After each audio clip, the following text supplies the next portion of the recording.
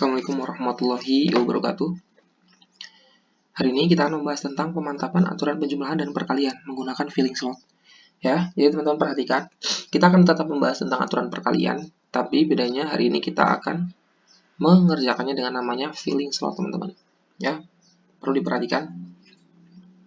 Filling slot itu adalah namanya pengisian tempat. Oke. Saya akan langsung ke contohnya. 1. Dari 10 anggota OSIS akan dipilih 4 orang sebagai pengurus untuk menjadi ketua, wakil ketua, sekretaris, dan bendahara. Berapakah banyaknya susunan tim pengurus yang memungkinkan? Nah, filling slot itu menggunakan caranya adalah kotak-kotak. Jadi kotak kita membuat kotak, ya, bikin kotak. Nah, caranya bikin kotak gimana? Caranya menentukan kotak atau bikin kotak itu adalah sesuai dengan soalnya. Misalkan nomor 1. Soalnya akan dipilih 4 orang, berarti kita menentukannya adalah ada 4 kotak ya. Nah, perhatikan jawaban dari sini. Kita akan bikin 4 kotak, 1, 2, 3, 4. Hasilnya kita abaikan saja ya teman-teman. Ada 4 kotak dan saya namakan ketua, wakil ketua, sekretaris, dan bendahara agar memudahkan kita. Nah, sekarang pertanyaannya, gimana sih Pak? Kok bisa 10? Gimana 9? Gimana 8? Dan gimana kok bisa 7? Nah, 10 ini kita masukkan di mana? Dari 10 anggota OSIS. Maksudnya apa? Ini kan kita sedang pemilihan nih, ya. Kita sedang pemilihan. Nah, 10 anggota OSIS ini akan bisa dipilih ya untuk menjadi apa? Menjadi ketua. Ya. Sama halnya ketika kalian pemilihan ketua kelas di kelas, berarti kan dari 30 orang itu misalkan itu semuanya berhak untuk dipilih kan. Nah, berarti ya kotak yang pertama tentunya sesuai jumlah orang yang bisa dipilih. Itu 10 karena 10 adalah anggota OSIS dari soal tersebut. Ya. Terus kenapa 9, Pak? Nah, kenapa 9? Itu karena dari 10 anggota ini sudah dipilih 1 orang jadi ketua. Maka kesempatan atau chance ya, kesempatan atau chance dari pemilihan menjadi wakil ketua tinggal 9 orang. Nah, begitu pun seterusnya. Menjadi sekretaris itu tinggal 8 orang dan menjadi bendahara tinggal 7 orang. Ya, lalu setelah itu kita kali 1, 2, 3, 4. Kita kali 10 kali 9, 90, 90 kali 8, 720. 720 dikalikan 7 adalah 5040. Jadi banyaknya susunan tim pengurus yang memungkinkan adalah 5040 pengurus. Perlu diperhatikan teman-teman ya, karena soal seperti ini itu sering keluar di ujian, jadi kalian harus seenggaknya bisa paham sedikit-sedikit lah ya. Oke, soal yang kedua. Ini lebih sulit daripada soal yang pertama. Kenapa? Langsung kita bahas. Berapa banyak bilangan yang terdiri dari 4 angka yang dapat disusun dari angka-angka 1, 2, 3, 4, 5, dan 6 tanpa pengulangan. Nah, soal-soal seperti ini itu memiliki syaratnya masing-masing. Jadi teman-teman harus lebih teliti. Sulitnya bukan karena sulit soalnya, tapi sulitnya teman-teman harus lebih teliti lagi. Ya, karena ada syarat-syarat yang berbeda-beda. Apakah mungkin nantinya ketika mengerjakan soal yang berbeda-beda, syaratnya juga berbeda-beda, Pak? Ya, tentu saja. Ya, setiap soal punya syarat masing-masing. Ya, kita jawab coba. Nah, kita bikin berapa? 4 kotak. Kenapa 4 kotak? Karena terdiri dari 4 angka yang dapat disusun ya. 4 angka di sini. 4 angka dari 4 angka berarti kita bikin 4 kotak ya.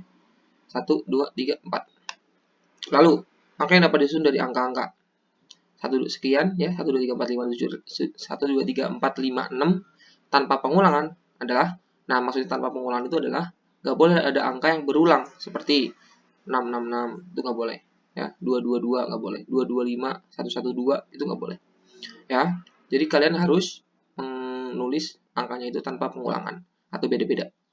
Nah, kalau di soal seperti ini ya bentuknya kan beda kayak yang pertama nih, beda kayak pertama. Jika tulis K, WK, SB. Kalau ini beda. Nah, kita tulisnya ribuan, ratusan, puluhan, satuan, dan ini pun harus urutan teman-teman. Misalnya dari kotaknya 3 gimana Pak? Kotaknya 3 berarti dari kotak ratusan, puluhan, satuan. Ini nggak boleh diganti-ganti Pak.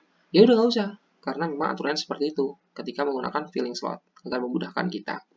Ya, sekarang kita isi. Kenapa kok Pak ini bisa 6? Nah, ini kenapa bisa 6? Ya karena ada 6 angka ya yang mempunyai chance yang sama atau memiliki kesempatan yang sama untuk disusun ya dari 4 angka atau 4 kotak tersebut ya.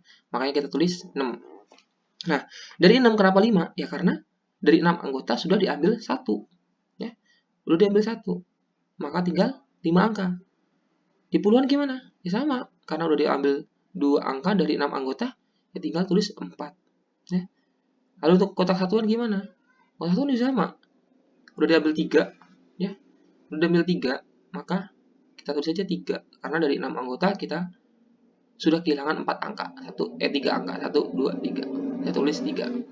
Lalu diapain? Tinggal dikali aja. 6 kali 5 kali 4 kali 3. Hasilnya 360. Oke. Soal seperti ini memang perlu adanya pemahaman atau perlu adanya teman-teman suka latihan soal, ya, karena ini perlu kebiasaan agar lebih teliti lagi dalam pengerjaan soalnya. Sekarang kita lanjut ke latihan soal. Latihan soal. Dari angka 1, 2, 3, 4, 5, dan 6 akan dibentuk bilangan 3 digit. Berapakah banyaknya bilangan yang dapat dibentuk jika 1. Angka-angkanya boleh berulang. 2. Angka-angkanya tidak boleh berulang. 3. Bilangan ganjil tidak boleh berulang. 4. Bilangan lebih dari 300 digit berbeda. Bilangan kurang dari 600 digit berbeda. Nah, dari sini kita bisa tahu berapa kotak yang akan kita bikin, ya. 3, ya. Kenapa? Karena dibentuk bilangan 3 digit atau 3 doang. Berarti dimulai dari kotak ratusan, puluhan, dan satuan. Nah, cara jawabnya gimana?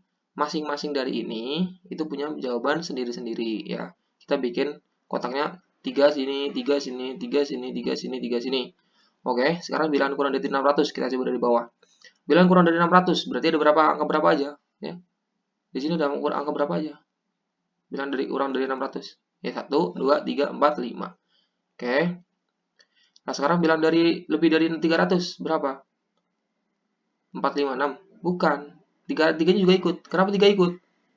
Karena 301 itu termasuk bilangan lebih dari 300. Nah, inilah fungsinya kenapa kita harus hafal urutannya. Ada ratusan, ada puluhan, ada satuan. Gitu, ya. Sekarang yang bilangan ganjil. Nah, ini bilangan ganjil tidak boleh berulang nih. Nah, ada berapa bilangan ganjil di sini? Nanti kalian tinggal ditentukan saja di kotak-kotaknya. Ada berapa bilangan ganjil dan tidak boleh berulang, teman-teman. Oke. Sekarang angka-angkanya tidak boleh berulang. Yang syarat yang ini, yang kedua nih. Soal yang kedua. Angkanya tidak boleh berulang. Berarti sama kayak yang contoh soal yang tadi. Ya, tidak boleh berulang. Lalu angka-angkanya boleh berulang yang pertama nih. Syarat yang pertama. Soal yang pertama. Ya berarti tinggal tulis saja. Boleh berulang ya. Berarti boleh ada angka 666 boleh, 555 boleh, 225 boleh. Nah, itu tergantung, ntar kalian coba perhatikan dulu ada berapa anggotanya, ya. Di sini ada berapa anggotanya. Baru nanti kalian bisa menentukan angka-angkanya boleh berulang. Ada berapa anggotanya di sini, ya.